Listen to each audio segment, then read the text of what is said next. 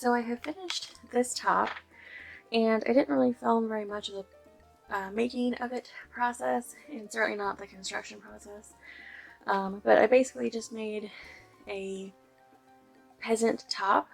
It is actually very shapeless. It's pinned here in the back. So let me unpin one side and you'll see how shapeless it really is. And how much too big for the mannequin it is. Okay, so that side is definitely very, very shapeless. It is, you know, like 5 times too big for me. But I'm hoping that when I put the skirt over it will actually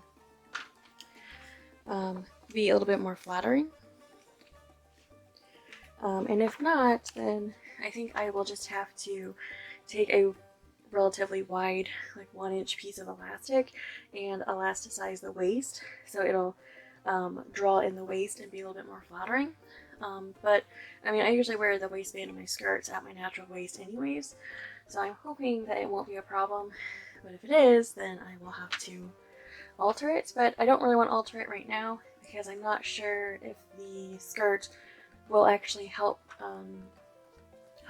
solve some of that flattering issues, because it's not very flattering other than the ruffle, and the ruffle is very big and it almost reminds me of one of those square dancing type of tops. And I made this out of just a regular like quilter's cotton, almost in like a celery, I'm calling it avocado color.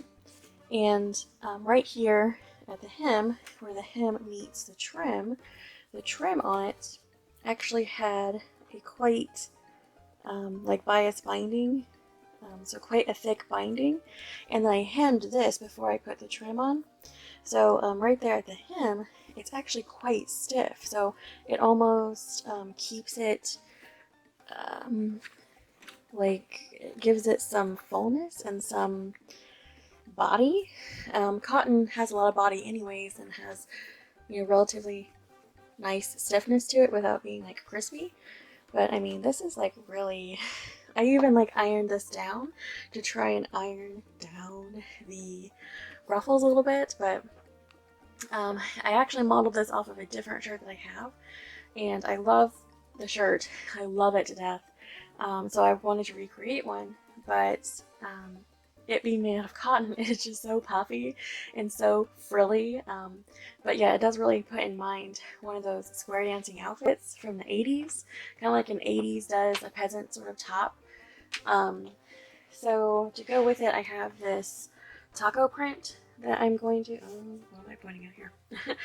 This taco print that I'm going to put with it. So the green ruffly top will either go with the avocado or the lime, or and the white frilly trim will go with the sour cream that is actually in it. So yeah, that is actually on the edge.